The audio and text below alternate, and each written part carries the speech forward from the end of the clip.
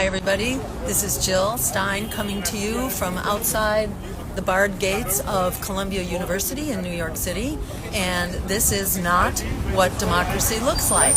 We are basically barred from going in to support the students who are standing up for us all, who are standing up for our civil liberties, who are standing up for our right to protest this genocide that is being committed in our name with our tax dollars against the will of the American people, who by a huge majority oppose this genocide and this ongoing massacre. It is a core function of our democracy to be able to debate this, to be able to call it out, to be able to discuss it, especially on our campuses, on our universities, which are supposed to be the site, really the home for debate and dialogue. Yet that dialogue is prohibited. Our basic First Amendment rights to free speech, the right to protest, the right to gather, to petition for redress of grievances, this is being prohibited. That encampment, which is taking place here and in universities and colleges across the country, this is now very much in jeopardy. It has been scheduled for disruption, for basically assault by police forces repeatedly. Now that that attack has been postponed until tomorrow, I believe, and maybe it is still being negotiated. But it is so striking. This is happening almost to the day, 64 years after the movement here at Columbia University, in protest of the Vietnam War and in protest of the support that the university was providing to the war contractors and the contracts that the university has. And that again is a demand of the students that the university step up to the plate and that it divest from the war industries and the war effort. This is very much what needs to happen, not just at Columbia University, not just at colleges and universities across the country, but this really needs to be national policy.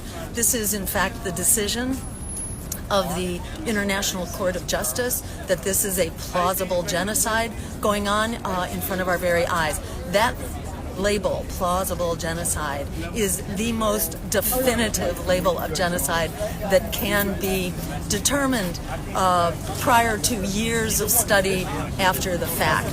So the Court of Justice, as well as the Secretary of the UN, have basically said it is incumbent on all of us to basically stop this genocide from rolling forward.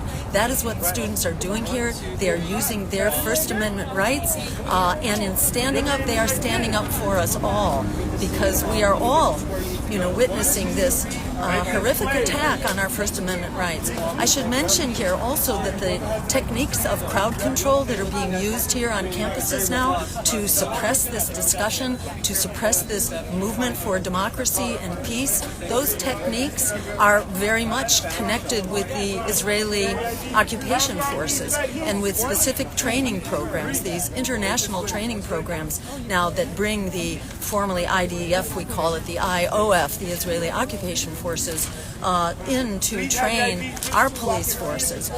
This kind of assault on democracy is also enabled by this 1030 program, I think it is, which transfers military equipment actually into our communities and goes a long way to make law enforcement so dangerous to our communities right now, and especially to college students. Looking back some 64 years to the prior shutdown of Columbia, there were approximately 150 students that were hospitalized from the brutality of the police attack. There were 700 who are arrested.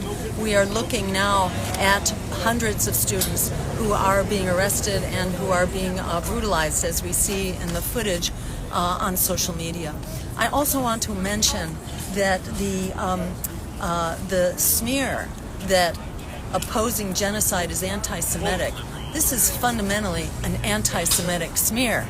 To suggest that genocide is okay with Judaism and that opposing Judaism is somehow anti-Semitic, to my mind, that is the most anti-Semitic thing that one could possibly say. And we're looking at the celebration actually on campus here 2 nights ago at Columbia, where there was a large public Seder that was held in celebration of the Jewish holiday celebrating liberation, where people were making the point, we can't celebrate historic liberation of the Jews while the people of Palestine are subjected to the worst forms of abuse right now, in the form of genocide, in the form of starvation, in the form of denying food, water, shelter, under constant bombardment, told to flee from one place to another and then being attacked in that other place. It's just shocking.